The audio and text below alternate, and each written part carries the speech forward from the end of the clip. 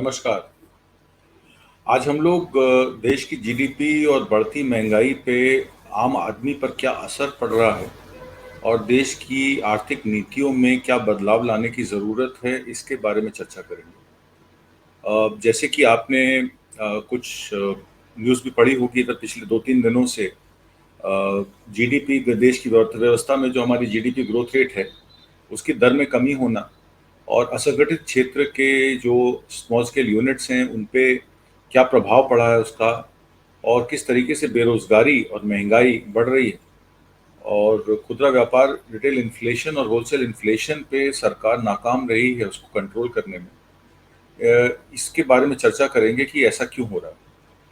जैसे कि मैंने आपको बताया कि पिछले 5 वित्तीय वर्ष में आप टेबल 1 में देखिए, 2016-17 में हमारी जीडीपी जो थी वो 9% से 8.2% पे आ गई, 17-18 में 7.2% रह गई, 18-19 में 6.1% रह गई और 19-20 में 4.2% रह गई और 20-21 में कोरोना काल के चलते -7.7% पे थी। 21-22 के वित्तीय वर्ष में रिकवरी हुई, करीब 6.5% की 6.6% की रिकवरी हुई और इस साल अनुमानित जो पिछला साल गया 21-22 का अनुमान था कि 9% पे रिकवरी होगी, पर 8.4% पे रिकवरी हुई और जीडीपी एस्टिमेट इस साल का जो है वो 2 बार रिवाइज हुआ है। 8.9% रिकवरी बताई गई थी, उसको रिवाइज करके आरबीआई ने 8.7% कहा और मूडीज इन्वेस्टमेंट का ये है कि वो कहते हैं कि शायद रिकवरी जो है वो 8.2% या 8.4% पे ही रह जाएगी। तो काफ़ी सारे आंकड़े हैं।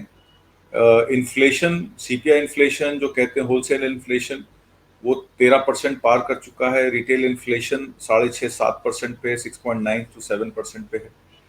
अगर हम इन्फ्लेशन अकाउंट फॉर करें तो जीडीपी ग्रोथ कोई मायने नहीं रखती, क्योंकि जीडीपी सिर्फ संगठित क्षेत्र के उन रोजगार, उन्हीं उन्हीं उद्योगों के बारे में बात करती है जो संगठित क्षेत्र के दायरे में है। देश में 85% एम्प्लॉयमेंट असंगठित क्षेत्र में निकल के आती है, जो एमएसएमईज या छोटे यूनिट्स होते हैं या छोटी फैक्ट्रियां होती हैं, जो बड़े उद्योगों को सप्लाई चेन मैनेजमेंट में हिस्सा लेती है। जिस वजह से ये कहा जा रहा था कि असंगठित क्षेत्र जब डिमोनेटाइजेशन के टाइम खत्म होने शुरू हुए, क्योंकि जीएसटी के दायरे से वो बाहर हो गए, इनपुट टैक्स क्रेडिट अगर नहीं मिलेगा तो उनका माल महंगा कौन खरीदेगा। और इसी वजह से जो संगठित क्षेत्र की कंपनियां हैं, उन्होंने अपने प्राइस जो रेट हैं वो हर चीज़ के दाम इतने बढ़ा दिए हैं कि जैसे जैसे उनकी इनपुट कॉस्ट बढ़ती है वो दाम बढ़ा देते हैं। उसका सीधा सीधा असर हम पे और आप पे, कंज्यूमर पे पड़ता है। जो मैंने आपको बात बताई एस्टिमेट, जो इस साल का एस्टिमेट 8.7% जीडीपी है, उसमें एग्रीकल्चरल ग्रोथ जो है वो जब -6.6 थी तब भी 3% थी। इस साल अनुमानित 4% जीडीपी ग्रोथ एग्रीकल्चर के हिस्से में आती है।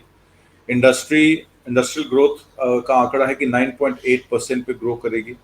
सर्विसेज का आंकड़ा है कि 8.8% पे ग्रो करेगी। इसमें पब्लिक सर्विसेज का ज़्यादा योगदान है, प्राइवेट सर्विसेज का कम है। मैन्युफैक्चरिंग बहुत ज़्यादा वीक है, -0.2% पे थी, इस साल रिकवरी 0.04% की है। तो क्योंकि डोमेस्टिक में डिमांड में इतनी वीकनेस है कि लोग माल खरीद नहीं रहे हैं, सामान खरीद नहीं रहे हैं और रूरल इन्फ्लेशन भी 8.6% के पार है। कभी हमने सुना नहीं कि रूरल इन्फ्लेशन में की वजह से भी खरीदारी में कमी आई। अर्बन एरियाज में तो बड़े शहरों में बेरोजगारी के चलते खरीदारी कम हुई है और रूरल एरियाज जो कि एसेंशियल आइटम्स खरीदते हैं, 60% उनका जो बजट है वो फूड आइटम्स पे ही रहता है। तो महंगाई दर के चलते फूड पे, तेलों पे और राशन पे, इस पे भी असर जो है रूरल इनकम पे पड़ रहा है और रूरल इनकम के साथ रूरल डिमांड भी घटी है। अब जैसे कि मैंने आपको बताया कि असंगठित क्षेत्र में जो कंस्ट्रक्शन सेक्टर है भी मेजर टाइम से लेबर एम्प्लॉयमेंट करता है और भी असंगठित क्षेत्र में जो मैन्युफैक्चरर, छोटे मैन्युफैक्चरर्स हैं 50 लाख से नीचे की जिनकी आउटपुट है, उन लोगों पे ज़्यादा गहरा असर पड़ा इन चीज़ों का और जिस वजह से जो है महंगाई जो है वो बढ़ रही है। डिमांड साइड जो है अगर बढ़ेगी नहीं तो सप्लाई साइड कंस्ट्रेंट्स हो जाएंगे। जैसे मैंने पिछले प्रोग्राम में आप बताया कि कॉस्ट पुल इन्फ्लेशन हो जाता है, जिसमें प्रोडक्शन कम करने पे मजबूर हो जाती है इंडस्ट्री, बजाय इसके कि उनके ऑब्वियसली उनके भी लॉसेस बढ़ते हैं, क्योंकि उनकी प्रोडक्शन कैपेसिटी के अनुरूप वो अगर काम नहीं करेंगे तो उनकी जो फिक्स कॉस्ट है वो उनके प्रॉफिट को खाएगी। और डिमांड साइड अगर मार्केट नहीं बढ़ेगी तो फिर होलसेलर स्टॉकिंग नहीं करेंगे, बाजार में माल नहीं बिकेगा, पैसा फंस जाएगा लोगों का, मैन्युफैक्चर का भी पैसा फंस जाएगा। तो ये सब चीज़ों को देखते हुए हमको देखना पड़ेगा। इसमें गवर्नमेंट ने अपनी कंजम्पशन, तो जो गवर्नमेंट कंजम्पशन है बजट की, वो तो उन्होंने अपना एक्सपेंशन किया है। अगर गवर्नमेंट एक्सपेंडिचर भी नहीं बढ़ता, अगर गवर्नमेंट अपने एक्सपेंडिचर को एक्सपैंड नहीं करती तो और भी मुश्किल थी। तो गवर्नमेंट ने अपने एक्सपेंडिचर को एक्सपैंड करके 4.8% किया है। और जो प्राइवेट कंजम्पशन है, प्राइवेट कंजम्पशन करीब 1.8% से गिरी है। क्योंकि ग्रोथ प्राइवेट कंजम्पशन में कम है। वजह मैंने आपको बताई कि डिमांड साइड की कंस्ट्रेंट्स के चलते प्राइवेट कंजम्पशन एक्सपेंडिचर जो है वो कम है। गवर्नमेंट कंजम्पशन एक्सपेंडिचर की वजह से ही इकोनॉमी की ग्रोथ टारगेट जो है 8% से ऊपर है इस साल। और फोरकास्ट जीडीपी की जो 8.9% है, अगर इन्फ्लेशन को हम अकाउंट फॉर करें तो वो सिर्फ 7.1% रह जाती है। तो ये बड़ा मुश्किल समय है, क्योंकि इनपुट कॉस्ट मैन्युफैक्चरर्स की बढ़ रही है और वो ट्रांसफर भी नहीं कर पा रहे हैं। और अगर प्राइस बढ़ा रहे हैं चीज़ों का तो वो कस्टमर तक जो है वो उसकी डिमांड नहीं पहुंच पा रही है, इस वजह से माल फंसा जा रहा है। तो इनपुट कॉस्ट का जो प्राइस इंक्रीज है वो भी कई मैन्युफैक्चरर्स तो पास ऑन कर रहे हैं कंज्यूमर्स को, कई नहीं कर पा रहे हैं। मर्चेंडाइज एक्सपोर्ट हमारे देश में पिछले साल से इस साल में 22% ग्रो किया है। 22% ग्रोथ करने के बाद भी अगर मैन्युफैक्चरिंग 1.8% बहुत ही स्नेल स्पेस से जो ग्रो कर रही है, उससे व्यापार में और रोजगार में बहुत फर्क पड़ेगा। इसमें आरबीआई ने पिछले मॉनेटरी पॉलिसी के अंदर 0.4% रेपो रेट जो था वो बढ़ाया, 4 से 4.4% किया, जिससे आज आप देख रहे हैं जितने भी प्राइवेट बैंक्स हैं या प्राइवेट सेक्टर बैंक्स और पब्लिक सेक्टर बैंक्स हैं, उन्होंने होम लोन रेट के और पर्सनल लोन रेट बढ़ा दिए हैं। होम लोन रेट जो पहले 7.7% था 30 लाख से नीचे लोन का, उसको 7.15% कर दिया है। और 30 लाख से ऊपर का लोन जो है वो 7.4% पे अवेलेबल है। पीएनबी ने भी आधा परसेंट होम लोन का रेट बढ़ा के 7.5% कर दिया है। तो डिमांड है नहीं, कंस्ट्रक्शन सेक्टर में प्रोडक्शन लो है, उसके बावजूद अगर होम लोन रेट बढ़ा दिए जाएंगे तो आप समझ सकते हैं कि व्यापार कैसे होगा। जब खरीदारी नहीं होगी तो कंस्ट्रक्शन सेक्टर में डिमांड कैसे बढ़ेगी। तो ये सब चीज़ों को हमको देखना है। सरकार को चाहिए कि एक strong fiscal policy, monetary policy बनाने का, जिसकी ट्रेड से रिलेटेड हो और उससे इकोनॉमी को सस्टेन करना और देश की मैक्रो इकोनॉमिक कंडीशंस को इम्प्रूव करना, इन चीज़ों के बारे में सरकार को बहुत सीरियसली सोचना चाहिए। खाली देखिए, अमेरिका में अगर इंटरेस्ट रेट बढ़ाए जा रहे हैं, जरूरी नहीं है हिंदुस्तान में इंटरेस्ट रेट बढ़ाए जाएं। ईज ऑफ डूइंग बिजनेस का मतलब ये नहीं होता कि आप मॉनेटरी पॉलिसीज टाइट कर दीजिए। अगर मॉनेटरी पॉलिसीज टाइट कर देंगे तो ईज ऑफ डूइंग बिजनेस का मतलब क्या रह गया। अगर छोटा व्यापारी या छोटा कारोबारी या छोटा मैन्युफैक्चरर बैंक से लोन लेके मैन्युफैक्चरिंग यूनिट नहीं खोल सकता, लोगों को एम्प्लॉय नहीं कर सकता, तो इन सब बातें बेईमानी रह जाती हैं। तो सरकार को इस बारे में विचार करना चाहिए। दूसरी चीज मैं आपको ये बताता हूँ कि जो सरकार का टैक्स कलेक्शन है, अब सरकार ये कहती है कि हमारा टैक्स कलेक्शन बढ़ गया है 27,08,000 27,27.08 लाख करोड़ 27 लाख करोड़ रुपए टैक्स इस साल कलेक्ट हुआ 21-22 में, जबकि सरकार का अनुमान जो था वो उससे 15 लाख करोड़, मतलब 15,000 करोड़ रुपए कम था। डायरेक्ट टैक्स इसमें 13.85 लाख करोड़ है और इनडायरेक्ट टैक्स जो है वो करीब 12 लाख करोड़ है, 12 से 13 लाख करोड़ है। अब इस साल का टारगेट 22-23 का सरकार ने 27.57% रखा है। टैक्स कलेक्शन सिर्फ संगठित क्षेत्र की मैन्युफैक्चरिंग यूनिट्स से के द्वारा जो सामान बेचा जाता है उसी के थ्रू ज़्यादा होता है। असंगठित क्षेत्र में जितनी भी छोटी कंपनियां हैं या छोटी यूनिट्स हैं, वो बड़ी यूनिट्स को एज अ सप्लायर काम करती हैं और एम्प्लॉयमेंट भी मैक्सिमम वही जनरेट करती हैं। पर अब आप जिस तरीके से देखिए, उत्तर प्रदेश में योगी सरकार ने अभी एक बहुत बड़ा प्रोग्राम चलाया है जिसमें वो 1406 इंडस्ट्रियल प्रोजेक्ट्स के लिए 80,000 करोड़ के निवेश के लिए लोगों को बुला रहे हैं, इंडस्ट्री को बुला रहे हैं कि आप आइए यहाँ पे प्रोजेक्ट लगाइए और सरकार उसमें आपकी सहायता करेगी। पर उनको ये टैक्स नेट के दायरे में कैसे रखेंगे और किस तरीके से उनका जो है संगठित क्षेत्र के साथ एसोसिएशन करेंगे, छोटे यूनिट्स को किस तरीके से सपोर्ट करेंगे, सरकार को इस बारे में भी सोचना चाहिए। अब हम बात करते हैं आपसे महंगाई से हमारे आम आदमी पे और आम आदमी के थ्रू किसानों पर क्या असर पड़ता है। दूसरी स्लाइड में आप देखिए कि गवर्नमेंट ने किसानों के लिए बहुत सारी स्कीम्स निकाली। उस स्कीम में था प्रधानमंत्री किसान सम्मान निधि योजना, प्रधानमंत्री किसान मानधन योजना, प्रधानमंत्री फसल बीमा योजना, किसान क्रेडिट कार्ड, पशु किसान क्रेडिट कार्ड, परंपरागत कृषि विकास योजना, प्रधानमंत्री कृषि सिंचाई योजना, नेशनल एग्रीकल्चरल मार्केट (ई-नैम) market, daily entrepreneur development market, rain fed area development project, soil health card scheme और national mission for sustainable agriculture. ये सरकार ने स्कीम्स निकाली देश को खाद्य के क्षेत्र में आत्मनिर्भर बनाने की। इसमें किसान समृद्धि समृद्धि निधि योजना में जैसे कि मैंने आपको बताया कि 6,000 रुपए हर साल 11 करोड़ किसान को सरकार दावा करती है हम दे रहे हैं। उन्होंने ये भी दावा किया है कि 22.9 करोड़ सॉइल हेल्थ कार्ड, ये स्लाइड 3 आप चलाइए, इसमें देखिए 22.9 crore soil health card issue किए गए हैं। इसमें 3 करोड़ किसानों को स्पेशल ड्राइव किसान क्रेडिट कार्ड की दी गई है, जिसमें किसानों की करीब 2 लाख करोड़ की आउटस्टैंडिंग्स हैं। 1,000 मंडी इंटीग्रेट की गई हैं, जिसमें 1 करोड़ 73 करोड़ फार्मरों को ई नाम में रजिस्टर किया गया है। आज ये खबर आई थी जिसमें जितने भी कोऑपरेटिव्स हैं जैसे मार्कफेड है, अमूल है, उसको ई नाम में रजिस्टर करके एज अ परचेजर की सप्लाई तो चलिए किसानों के थ्रू और कोऑपरेटिव्स के थ्रू, और जब इन कोऑपरेटिव्स को ई नाम में रजिस्टर के जरिए इनको भी खरीदार के तौर पे इनको मान्यता दी जा रही है, ताकि खरीदारी जो है ई नाम से ज्यादा हो। 1 करोड़ 15 लाख करोड़ के फसल बीमा योजना के अकाउंट करोड़ सेटल किए क्लेम। ये डिस्प्यूटेबल है बिकॉज किसान ये कहते हैं कि हमारी फसल का मुआवजा, जो फसलें खराब होती हैं गर्मी की वजह से, पानी की वजह से, धूप की वजह से, उन पे हमें क्लेम नहीं मिलता है। हालांकि सरकार कहती है 1 करोड़ 15 लाख करोड़ के उन्होंने क्लेम्स सेटल किए हैं।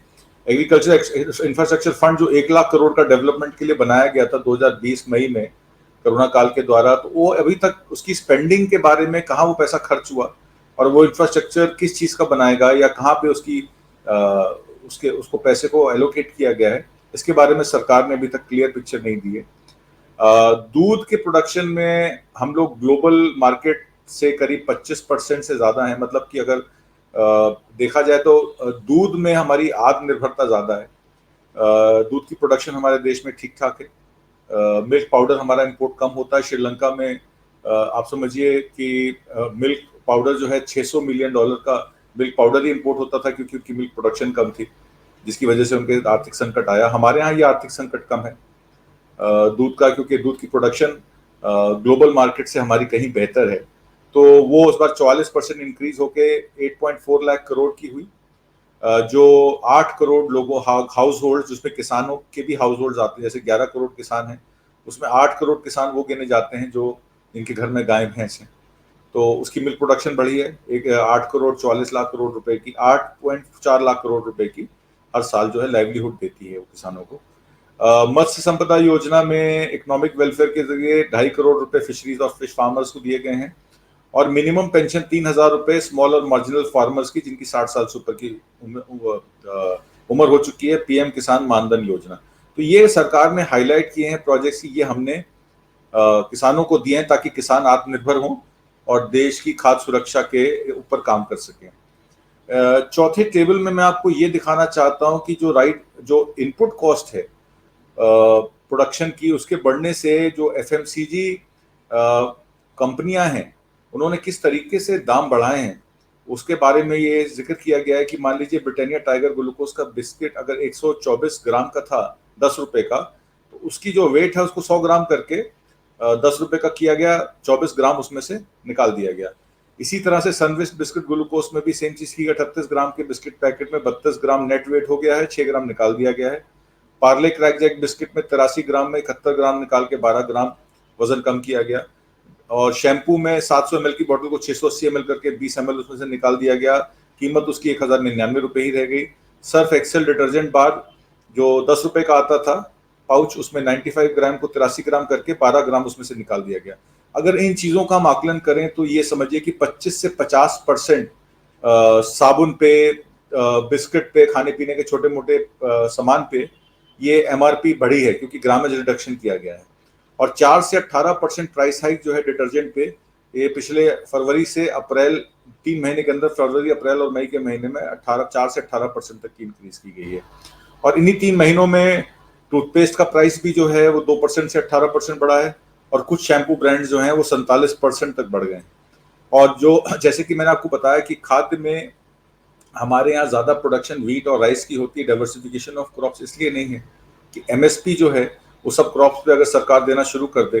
पंजाब ने पहल करके मूंग पे एमएसपी की रेट बताए हैं कि इस साल हम एमएसपी पे परचेज करेंगे तो मूंग की खेती थोड़ी बढ़ी है। अगर सरकार ऑल इंडिया बेसिस पे 23 फसलों पे एमएसपी करा दे तो दलहन और तिलहन की जो प्रोडक्शन है और जो उसकी जो किसानों की जो लगाते हैं दलहन और तिलहन की फसल, उसका एरिया एकड़ेज भी इम्प्रूव हो जाएगा। एडिबल ऑयल्स में खासकर बहुत बड़ी प्रॉब्लम ये है कि हमारे यहाँ से 60% सनफ्लावर और आपका ये जो सनफ्लावर ऑयल है या सोयाबीन ऑयल है या ताड़ का तेल है, पाम ऑयल है, वो इम्पोर्ट होता है। मतलब अगर 35 मिलियन टन की हमारी रिक्वायरमेंट है तो उसमें 25 मिलियन टन तो इम्पोर्ट होता है, 12 से 13 मिलियन टन ही या 130 लाख टन ही प्रोडक्शन जो है हमारे देश में होती है। फॉरेन मतलब अब आप देखिए इंटरनेशनल प्राइसेस में सनफ्लावर ऑयल में 35.9% की वृद्धि हुई है पिछले एक साल में, सोयाबीन में 35.5% की वृद्धि हुई है पिछले एक साल में, इंटरनेशनल प्राइसेस की बात कर रहा हूँ। डोमेस्टिक में प्राइस इंक्रीज अभी जो करंट है उसमें 12% सोयाबीन तेल पे और करीब 15 से 16% सनफ्लावर ऑयल पे वृद्धि दिखा रहा है। आने वाले समय में इस पे और वृद्धि हो सकती है क्योंकि हम इम्पोर्ट डिपेंडेंट हैं और क्योंकि हम इम्पोर्ट अगर महंगा करेंगे तो सरकार जो है उस पे एडिबल ऑयल्स पे सब्सिडी अब इम्पोर्ट उन्होंने फ्री कर दिया है, उससे थोड़ा फर्क तो पड़ेगा पर अगर इंटरनेशनल प्राइसेस में अगर और इजाफा होता है तो मुझे लगता है कि खाने के तेलों में अभी एक उछाल आना बाकी है। जहाँ तक एक्सपोर्ट्स का सवाल है, सरकार ने चीनी के एक्सपोर्ट को 100 मिलियन टन पे कैप कर दिया है, जबकि हमारे डोमेस्टिक प्रोडक्शन करीब 35.5 मिलियन टन है और हमारी प्रोडक्शन का जो कंजम्पशन है वो करीब 24 से 25 मिलियन टन 240 से 250 लाख टन ही है। तो एक्सेस कैपेसिटी है मैन्युफैक्चरर्स के पास, शुगर मिलों के पास, और 90 मिलियन टन या 900 लाख टन के ऑलरेडी कॉन्ट्रैक्ट लिखे जा चुके हैं। तो सरकार अब 10 लाख टन के कॉन्ट्रैक्ट्स अपने अधिकार क्षेत्र में बताएगी कि कहाँ एक्सपोर्ट कर सकते हैं, कहाँ नहीं कर सकते, उनकी परमिशन के बगैर एक्सपोर्ट रोक दिया गया है। सिमिलरली गेहूं पे 10 से 12 कंट्रीज ने गवर्नमेंट से रिक्वेस्ट की है कि उनके गवर्नमेंट टू गवर्नमेंट कॉन्ट्रैक्ट्स खोल दिए जाएं। हालांकि अप्रैल के महीने में जब 7.5 मिलियन टन 75 लाख टन जब एक्सपोर्ट हो चुका था, सरकार ने 13 मई को गेहूं के एक्सपोर्ट पे भी बैन लगाया कि कहीं डोमेस्टिक प्राइसेस ना बढ़ जाएं, क्योंकि सरकार की जो सोर्सिंग है पीडीएस के लिए जो एफसीआई के थ्रू होती है वो उनका अनुमान 44 मिलियन टन था, 440 लाख टन था, बट सिर्फ 190 मिलियन लाख टन ही गेहूं सोर्सिंग हुई है। तो हमारा स्टॉक कम है, अक्टूबर के बाद गेहूं के दामों में भी उछाल आ सकता है। तो क्योंकि गेहूं के दामों में उछाल आएगा तो जाहिर सी बात है आटे का प्राइस जो है, जो आज 32 से 36 रुपए चल रहा है, वो आने वाले समय में 50 रुपए भी पार कर सकता है। तो खाने के तेल में और आटे में अगर प्राइस में उछाल आएगा तो जाहिर सी बात है कि फूड इन्फ्लेशन और बढ़ेगा।